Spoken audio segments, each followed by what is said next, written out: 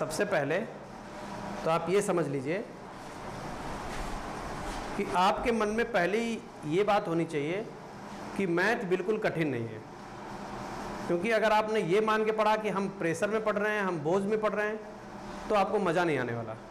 और अगर इस तरीके से पढ़ोगे कि हाँ वास्तव में एक ऐसा सब्जेक्ट है जो मज़ा आने वाला है, ठीक है ना, तो आपको वास्तव में मज़ा आएगा। इसको प्रेशर से नहीं पढ़ना है, इसको मनोरंजन से पढ़ना है, पहली बात ये।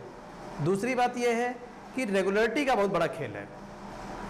आपने 9th में 10th में छुट्टी ले ली होगी, लेकिन छुट्टी लेने के बाद अगर आप क्लास ज्वाइन किए दोबारा से तो क्या हुआ होगा कि आपको समझ में आया होगा। लेकिन फर्स्ट ईयर में ये थोड़ी सी समस्या है। क्या समस्या है? यहाँ पर आपको अगर आपने एक भी छुट्टी करी तो भैया चीज़ें कठिन हो जाएंगी। और वही अगर आप प्रॉपर पढ़ते चले गए बिना छुट्टी के तो आपको कोई समस्या होने वाली नहीं है।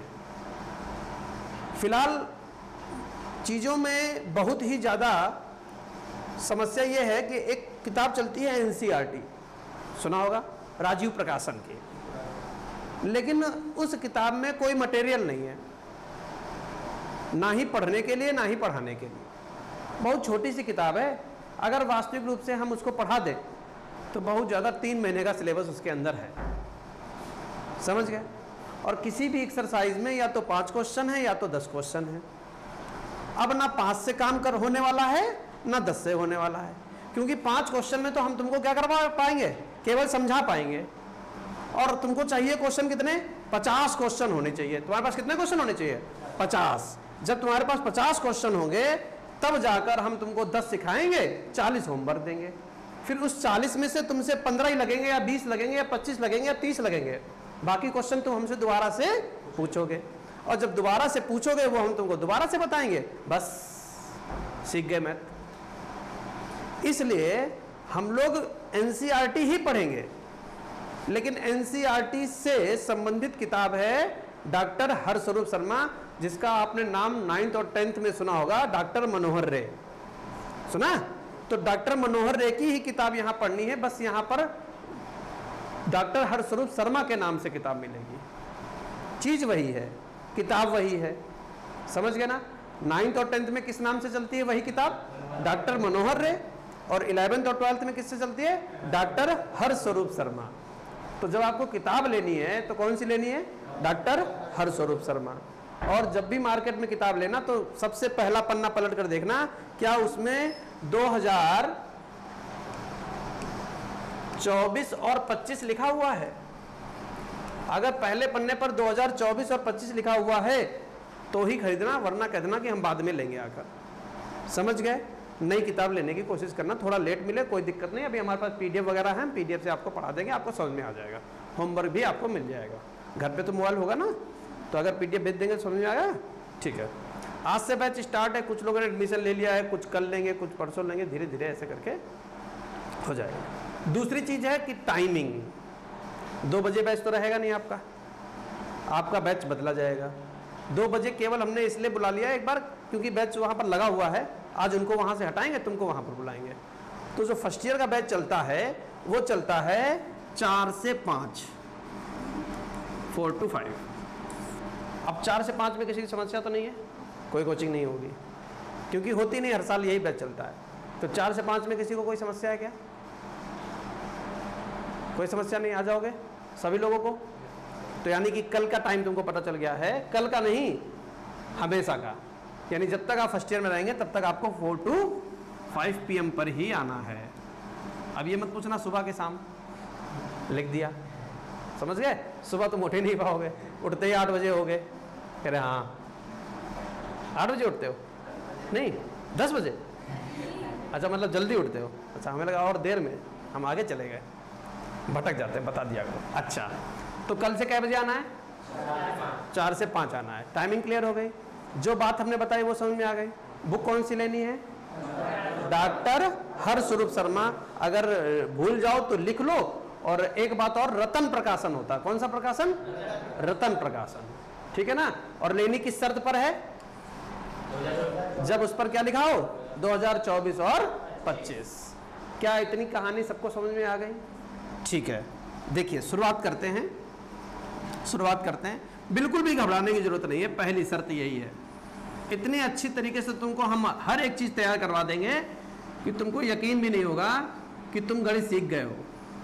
आती है तो आप लगाते चले जाओगे, कोई रुकावट ही नहीं आएगी। ठीक है, तो चैप्टर नंबर 1 से शुरुआत करेंगे, एक तरफ से ही शुरुआत होगी। चैप्टर नंबर 1, इसमें क्या लिखा हुआ है? चैप्टर का नाम है समुच्चय। चैप्टर का नाम क्या है? समुच्चय। जरा डालिए चैप्टर नंबर 1 और हेडिंग डालिए समुच्चय। इंग्लिश में बोलते हैं सेट्स।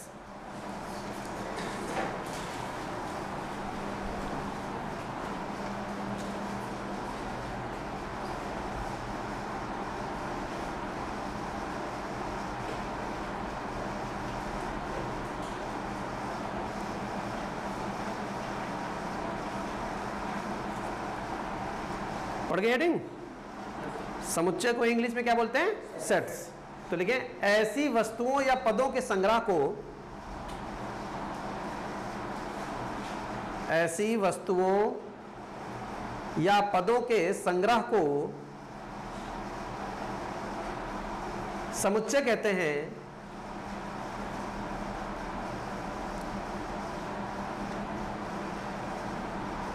जिनमें कोई विशेष गुण हो, जिनमें कोई विशेष गुण हो।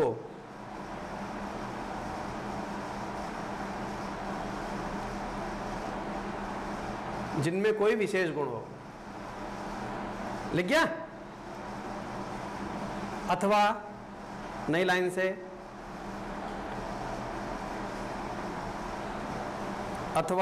से, वस्तुओं के सुपरिभाषित समूह या संग्रह को समुच्चय कहते हैं।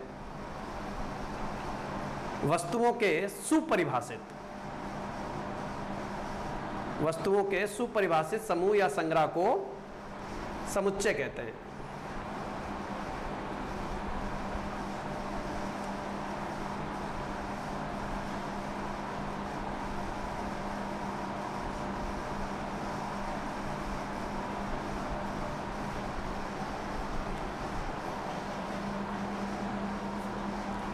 अच्छा, एक जानकारी और दे दें, क्योंकि जब बच्चा ये चैप्टर पढ़ता है और वो 9-10 में पढ़कर आता है तो कहता है अरे सर जी ने समझाया तो ठीक था लेकिन लिखवाया बहुत।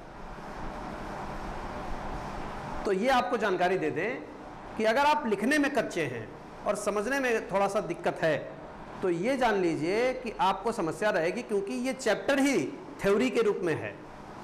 यहां पर आपको लिखना पड़ेगा, समझ गए? इसमें हमारी गलती नहीं है। जैसे नहीं, कुछ बच्चे क्या कहते हैं, यार पढ़ाया तो ठीक था, समझ में भी आया सब कुछ, लेकिन लिखवाया बहुत। तो लिखवाए नहीं तो फिर कैसे तुम्हें समझ में आएगा? ये घर पे जाके भूल जाओगे, इसलिए लिखवाना पड़ेगा। तो क्योंकि ये चैप्टर किसके रूप में है?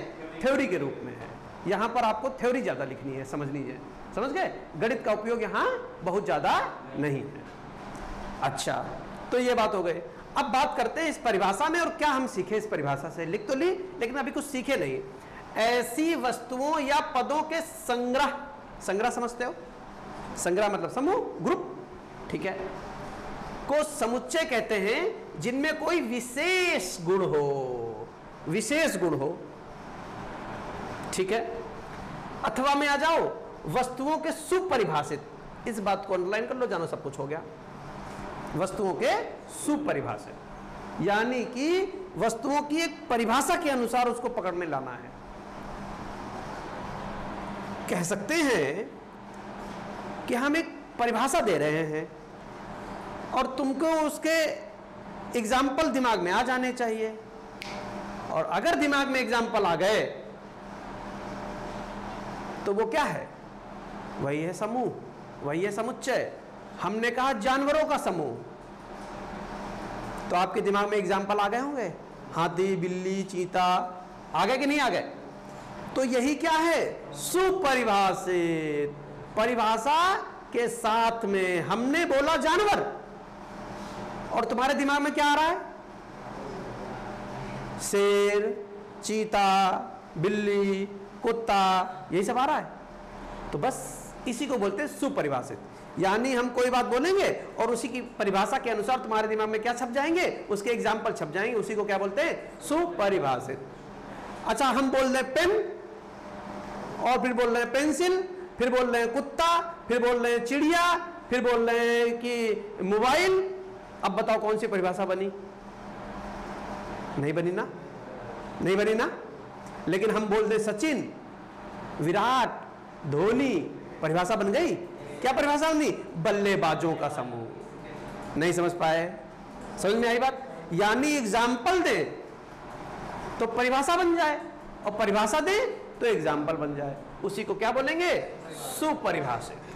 सुपरिभाषित यानी विशेष गुण रखने वाले, विशेष गुण रखने वाले अवयवों के समूह को, अवयवों के समूह को क्या कहेंगे? समुच्चय कहेंगे। नहीं क्लियर हुआ? बताओ, हो गया? ये जरूर बता देना कि हाँ हुआ है कि नहीं हुआ है, क्योंकि हम आगे तभी बढ़ते हैं जब बच्चे हाँ कर देते हैं। और जबरदस्ती हाँ मत कह देना कि चलो ऐसा करो, इनकी छुटकारा लेने के लिए कह दो हाँ ये आगे बढ़े, ठीक है ना।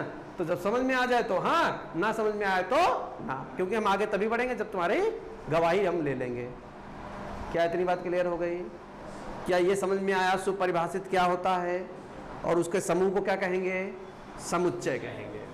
अब तुम्हारे दिमाग में एक बात आ रही होगी कि क्या समूह को ही समुच्चय कहते हैं और समुच्चय को ही समूह कहते हैं? नहीं, समुच्चय एक गणित का शब्द है, गणित में उपयोग होता है। समूह हमारी आम जीवन में उपयोग होता है।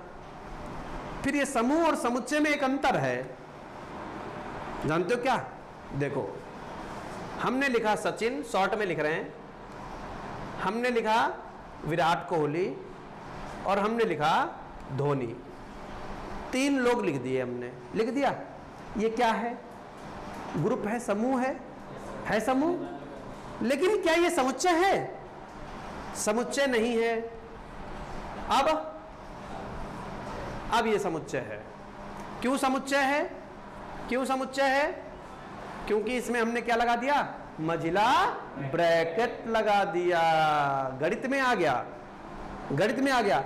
यानी किसी भी समूह में, और वो समूह कैसा होना चाहिए? सुपरिभाषित। किसी भी सुपरिभाषित समूह में अगर हम मझिला ब्रैकेट लगा देते हैं तो वही क्या बन जाएगा? समुच्चय। और वो कूद कर कहाँ आ जाएगा? गणित में आ जाएगा, मैथ में आ जाएगा। नहीं, मझिला ब्रैकेट। शेर, तुम्हारा कौन सा मन हुआ? हाँ, सिर्फ यही ब्रैकेट लगा सकते हो, समझ गए? छोटा ब्रैकेट बड़ा ब्रैकेट नहीं लगा सकते, मझिला ब्रैकेट ही लगाना है। बताओ, क्या ये बात समझ में आई? हाँ, नीचे लिखो जैसे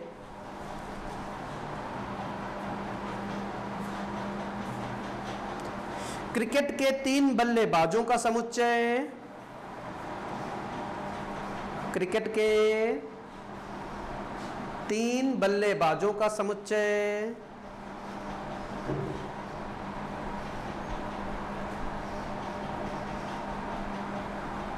तीन बल्लेबाजों का समुच्चय लिख गया?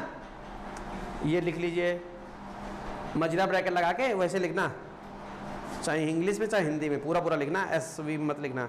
सचिन लिख लो, हिंदी में लिख लो चाहे इंग्लिश में लिख लो, किसी में लिख लो। सचिन, विराट, धोनी।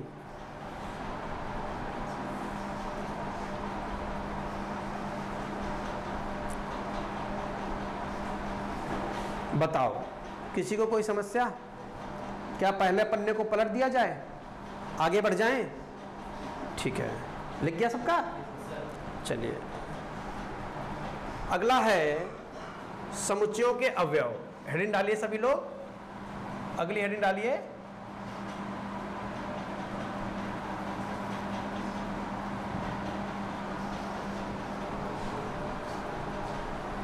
समुच्चयों के अवयव। इसमें लिखिए, उस वस्तु या पद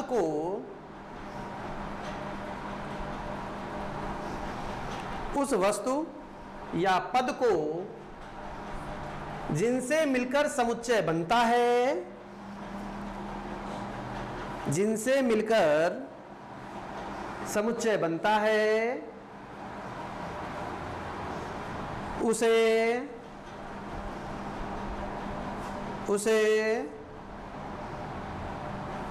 समुच्चय का अवयव कहते हैं।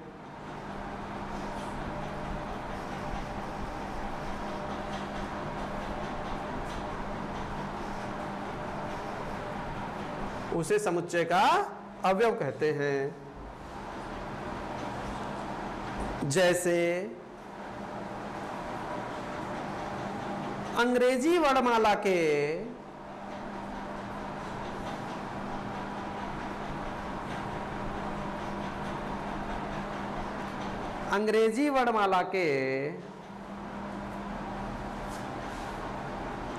स्वरों अंग्रेजी वर्णमाला के स्वरों का समुच्चय,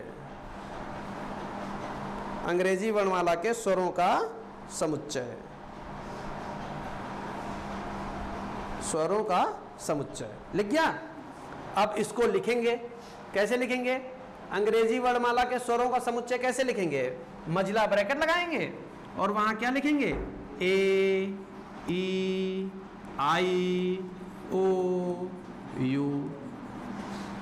बोलो, ये बात समझ में आई कि नहीं आई? ये क्या हो गया? अंग्रेजी वर्णमाला के स्वरों का समुच्चय लिख दिया, ए, ई, आई, ओ, यू, जिसको तुम लोग वाविल बोलते हो, है ये? इसको हिंदी में क्या बोलते हैं? स्वर। समझ गए? तो ये वाविल हो गए। कितने होते हैं ये? 5 होते हैं। तो पांचों हमने लिख दिए। अब सुनो, अभी समझते रहना, समझने वाली बात है, बाकी कुछ नहीं है, बाकी सब तुमको आता है। क्या समझना है? समझना ये है कि बेटा ये ए है, ई है, आई है, ओ है, यू है, इन पांचों के समूह से क्या बना? समुच्चय। क्या बना? समुच्चय। समुच्चय किससे बना? समुच्चय किससे बना? समूह से। किसके समूह से? स्वरों से। स्वर क्या है? अवयव है। स्वर क्या है? अवयव है। यो ए क्या है? यो ए क्या है? अवयव है। यही तो हम पढ़ रहे थे, अवयव होता क्या है। यानी जिनके समूह से हमारा समुच्चय तैयार होता है, उन्हीं को हम क्या कहते हैं? अवयव। सचिन, सहवाग, धोनी, ये एक समूह हो गया, 3 बैट्समैनों का समूह हो गया। इसमें सचिन का है? अवयव है। सहवाग क्या है? धोनी क्या है? नहीं समझ पाए? समझ गए? तो अवयव समझ में आया। ए क्या है? अवयव। फिर ई क्या है? वो भी अवयव है। आई क्या है? ओ क्या है? यू क्या है? लिख लीजिए।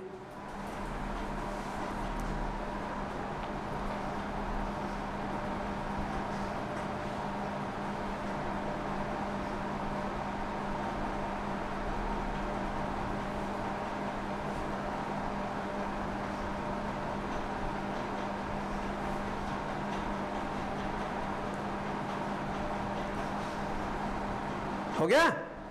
हाई स्कूल का गणित का पेपर कितने नंबर का हुआ?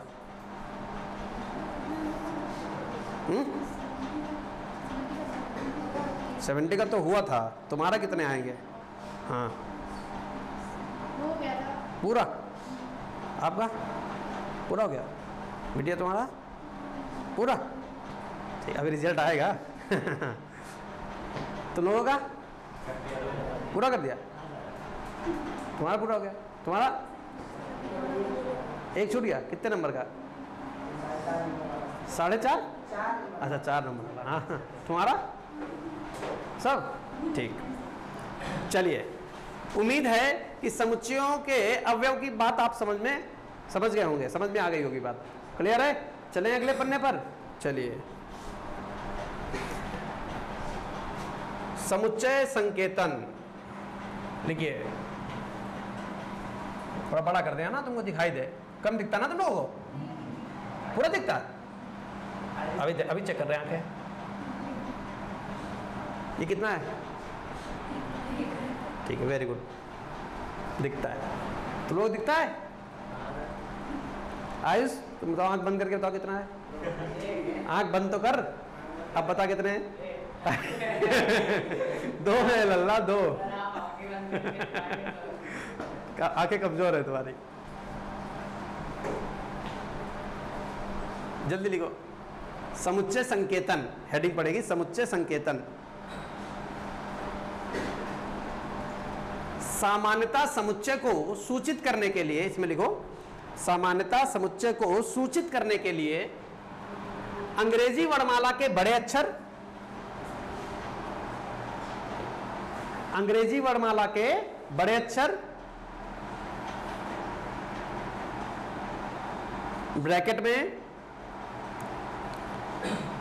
ए B C dot dot dot X Y Z, cap बड़े बिटिया बिटिया बड़े अक्षर कैपिटल,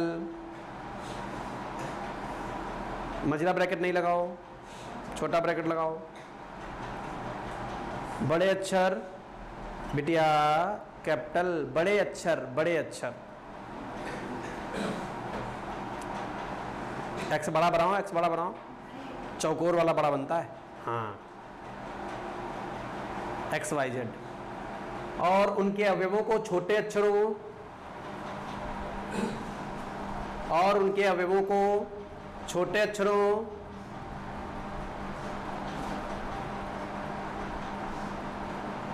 छोटे अक्षरों A B C X Y Z से प्रकट करते हैं, से प्रकट करते हैं।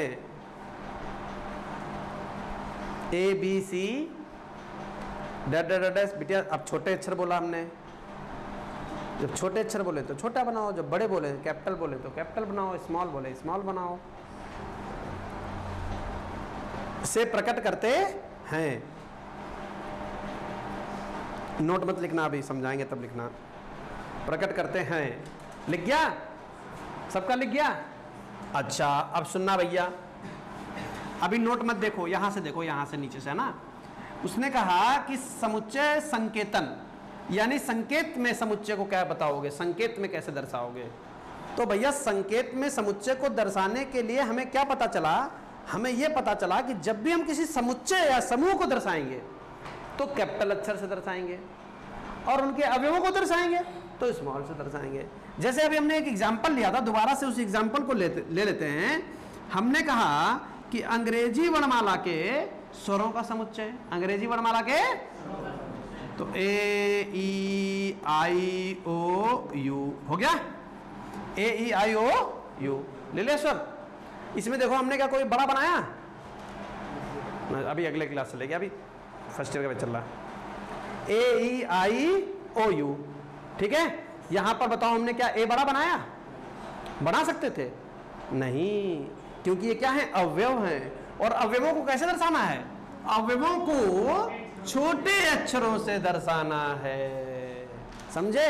क्या तुम यहां पर ई की जगह पर कैपिटल बना सकते हो? नहीं। आई की जगह पर कैपिटल बना सकते हो? ओ यू नहीं बना सकते ना, ठीक है। तो यही हमने यहां बात बताई कि अवयवों को किससे दर्शाएंगे, छोटे अक्षरों से, लेकिन बड़े अक्षर से किसको दर्शाएंगे। ये जो तुमने समुच्चय बनाया है ना, इस समुच्चय का भी तो कोई नाम होगा, नाम होगा कि नहीं होगा? क्या नाम होगा? इसका नाम होगा समुच्चय ए, समुच्चय ए। अब तुम कहोगे सर जी समुच्चय ए कहां से आया? अरे कोई नाम रख दो, तुम्हारी मम्मी को किसी ने कहा थोड़ा ना था तुम्हारा नाम ये रखा जाए, उनके जो मन में आया वो रख दिया। आयुष आया तो आयुष रख दिया, लो समुच्चय बी बना दिया, समुच्चय बी, और ये रहे सचिन, ये रहे विराट, और ये रहे धोनी। ये क्या है, समूह। ये नाम लिखें, ये मत कहना सर जी आपने कैपिटल बना दिया, ये नाम है, कहोगे जरूर, कहोगे जरूर, इसलिए लो भैया। अब ठीक है, SVD जब अवयव लिखे तब कैसे लिखे, छोटे अक्षर, और जो समूह था उससे मझला ब्रैकेट लगा के क्या बना दिया, समुच्चय बना दिया। समुच्चय का क्या नाम दे, कुछ भी कैपिटल में देंगे, क्या देंगे, कुछ भी, हमने बी दे दिया। और तुम्हारा मन है सी देने का, तो अरे तुम सी दे दो, मैं कहा है डी का है तो, लेकिन कैपिटल होना चाहिए, नाम कैपिटल से और अवयव स्मॉल से। शायद इतनी देर बाद तुमको सबको समझ में आ गया होगा। आ गया? जैसे करके लिखिए ये, जैसे समुच्चय ए ई आई ओ यू, समुच्चय बी, हिंदी में नाम लिख लेना SVD। हाँ बिटिया बिटिया बिटिया बिटिया बिटिया, मजला ब्रैकेट का बहुत बड़ा खेल रहेगा। मजले के अलावा कोई ब्रैकेट लगा नहीं सकते, यहाँ मजला ब्रैकेट ही बनेगा। हाँ नाम दिया तुमने?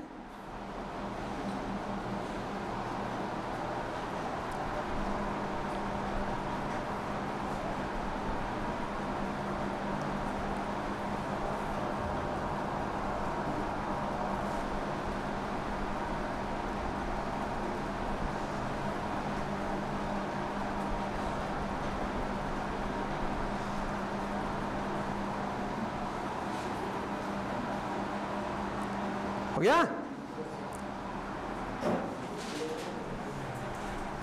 हाँ क्या बता रहे हो?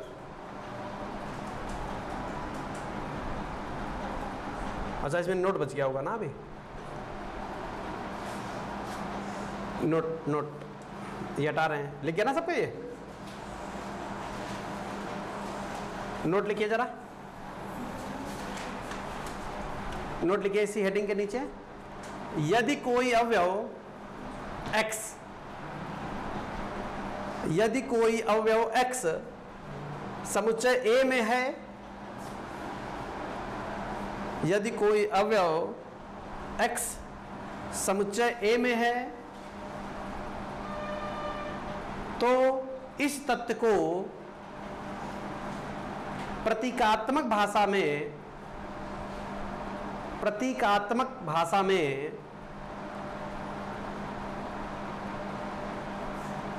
x belongs to A, ये ऐसे लिखना, ये लिखा हुआ है। प्रतीकात्मक भाषा में x belongs to A से प्रदर्शित करते हैं। इस बात को समझ लो, जल्दी लिखो भी समझा दें।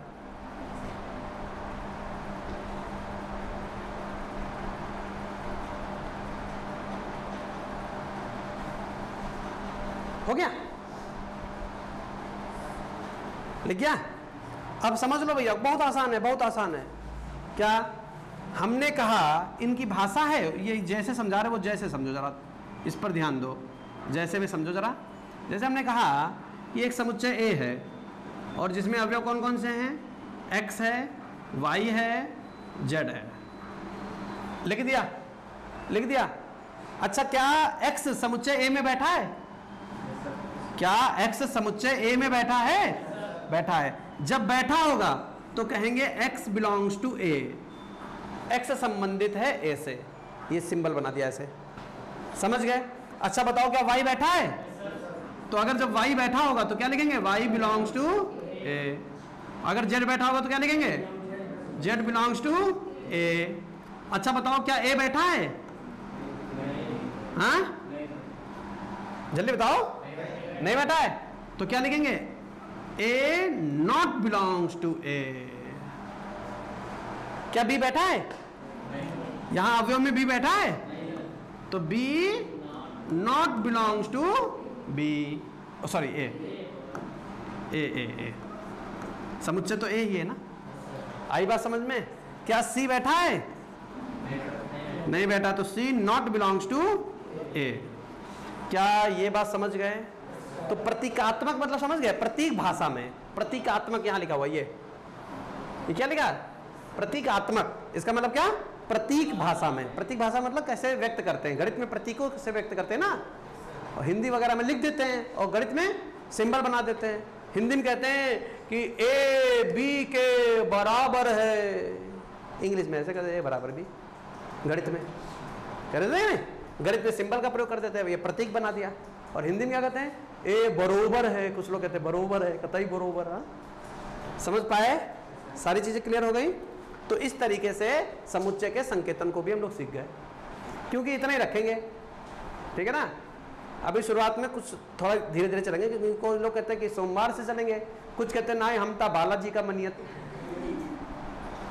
हम तो भाई मंगल से पढ़ने चलेंगे समझ गए। कुछ लोग कहते हैं हम भगवान राम को मानते हैं, अपना सोमवार से चालू हो गए, कुछ मंगल, कुछ बृहस्पतियों का ही कि हम बृहस्पतिवार को व्रत रहते हैं धीरे धीरे। अच्छा, तो इस तरीके से आएंगे तो वो तो उनको तो अपनी चिंता